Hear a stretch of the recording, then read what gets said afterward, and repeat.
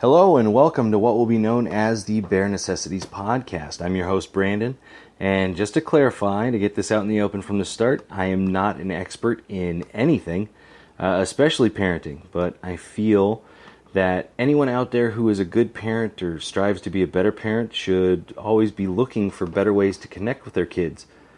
When I first started getting interested in podcasting, I didn't know what I wanted to talk about. But I knew that I had to get things off my chest. I had to talk about stuff. Quite a few people told me to talk about what I care about what drives me, and it's a sappy answer, but it's the truth. I care about my kids, and I want to be a better parent for them and for me, if that makes any sense. So more than anything, I'd love for this podcast to become a sounding board for any parents that may still have questions, doubts, or possibly even answers for the rest of us. I say us because, again, I feel like I have to reiterate, I'm not an expert on anything, especially parenting. So I offer myself as a figurative pincushion, I guess is the best way to put it. A crash test dummy, if you will, and I'll share some of the stories of my experiences throughout my short 12 years as a parent thus far. And feel free to learn from my mistakes or possibly even to reach out and help me correct some of my problematic behavior. Because I'm willing to admit that I'm not a perfect parent, but I'm willing to try. You can email me at bareneckpod@gmail.com. You can even follow along on Twitter at bareneckpod. You can text or call at 563-293-3858. I'd prefer that the messages be constructive criticism or sharing stories, but I'll be honest with you, I'll probably respond to just about everything. So this first episode will probably be pretty short, so let's dive in.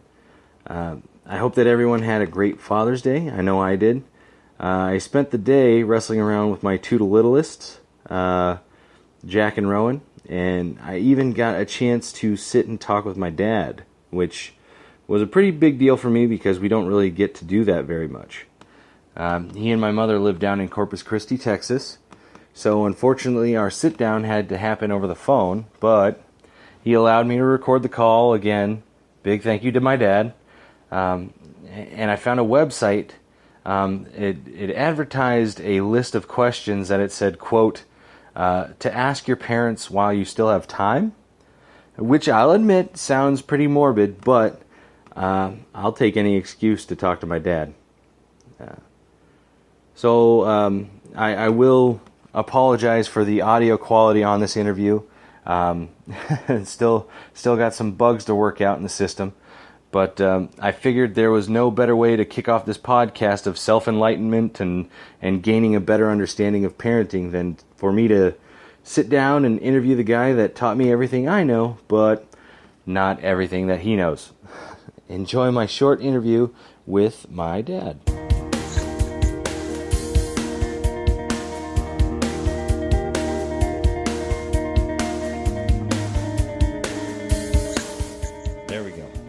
Round two. Okay, so I just got 10 questions for you. Here we go. If you could think of a fork in the road in your life, what was it and what fueled your choice to go one way or the other?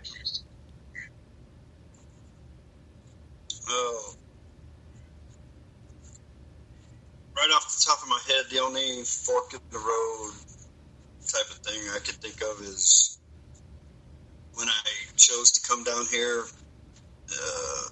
after you and your sister got out of school to chase work that I'd always enjoyed coming down here and working on these aircraft, but just never stuck my neck out there and took the opportunity.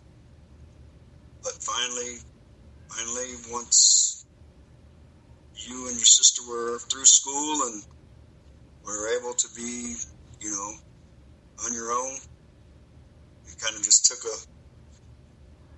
a shot and decided we could come down here, and so I just started pounding this place with resumes. Yeah. That's still, I don't know, off the top of my head, that's the fork in the road I can think of. And now being down there as long as you have, then would you say you'd do it again?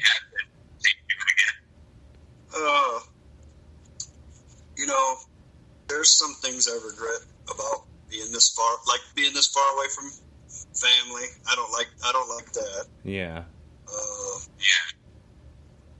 But I mean, it's been 10 years now. I think I don't know. I like this place. I always have I liked it when I come down here with the military, and once I got your mom down here, and I got her approval. Yeah, I don't think I'd change that part of it. I don't like being this far away from home, or from my family. But yeah, I don't think I'd change. I can understand that. If I could take this work, if I could do this kind of work up there, I'd probably do it. I like to work too. Yeah.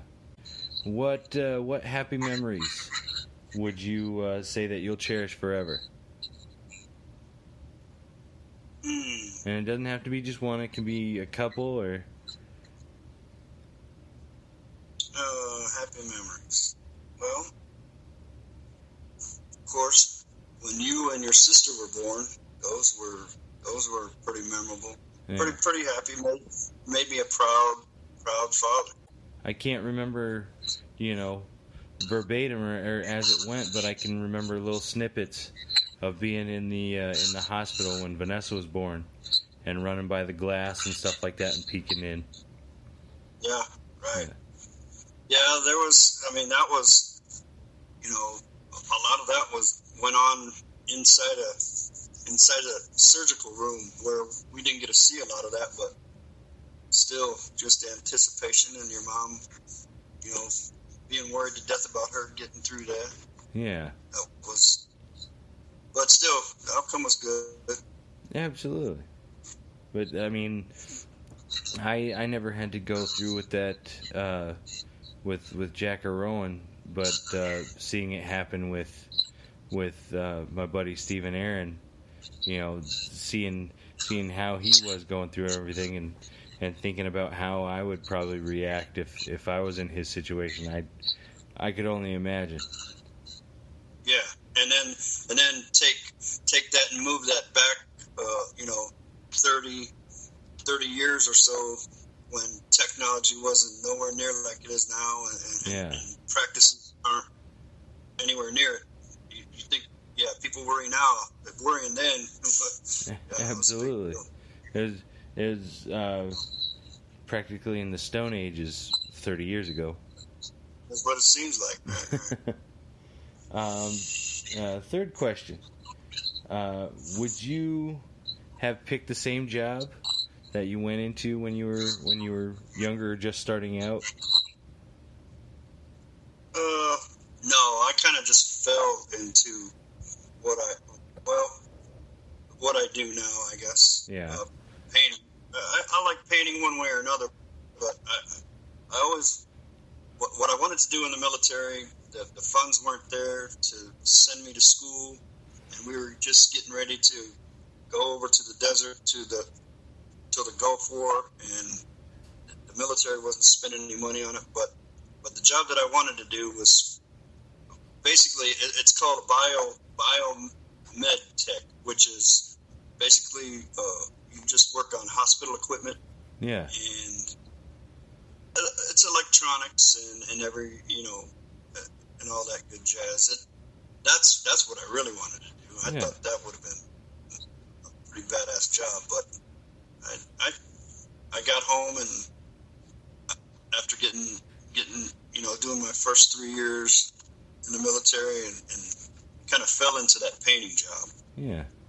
And it's good work, but as far as what I wanted to do, I don't know. I always thought that biomed tech thing was a pretty. Yeah. What's your biggest regret looking back?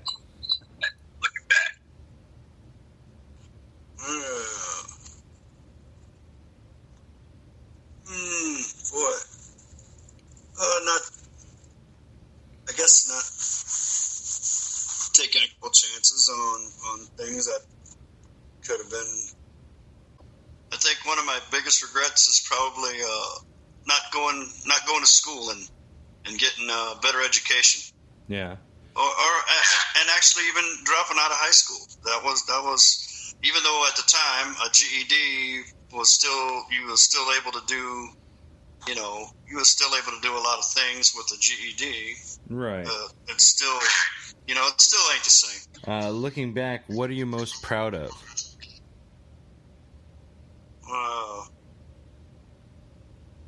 Well, we talked about this before, and I think what I'm most proud of is the length of time me and your mother have been together. Yeah. And that isn't very common with folks our age. Folks our age have been through 2 and 3 marriages and things like that. I'm proud to say that we've been together for as long as we have. When did you know Mom was it? When did you know Mom was the one? She's laughing in the background, fool. When did I know she was it? Yeah. She says, I still don't know if she's it. What do you remember most about your wedding day? What I remember most. See, your mom is already chiming in. What I remember most is your mom in that dress. And between Did you say uh-oh? No, I didn't say uh-oh. She said, oh, shut up. Anyway, that's enough. Anyway, between that and the just shut up. God damn. Between that and the justice of the peace standing in front of the fireplace and complaining about it being too hot. Burning his ass up. Yeah, that's a pretty good one. What advice would you give 40-year-old you? 40-year-old me?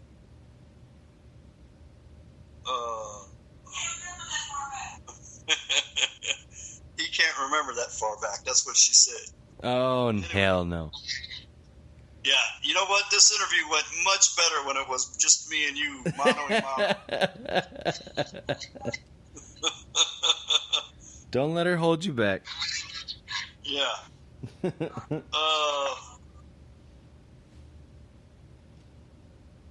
I think the 40-year-old me, if I knew then what I know now, I would have chose to maybe do some smarter investing or something like that to have some things that I don't have yet.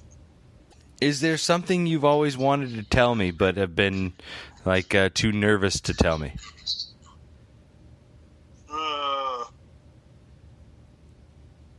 I don't know that I've ever been too nervous. Just like Terry Bradshaw's my dad or anything like that? He's your uncle. Oh, gotcha. Okay, that makes sense. Right.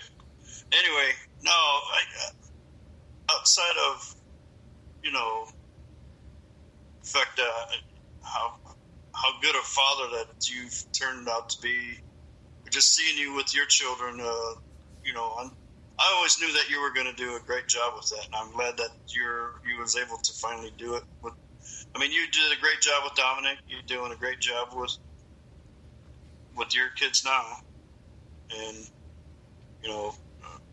I don't tell you that enough, but I should talk to you more anyway. But I've always been proud of you, man. I wasn't always the best at showing it, but I've always been proud of you. Well, I think growing up, our talks were always pretty, face value about goofy stuff, or if I screwed up, hey, you're being an idiot, that kind of thing. Yeah. That's. I reason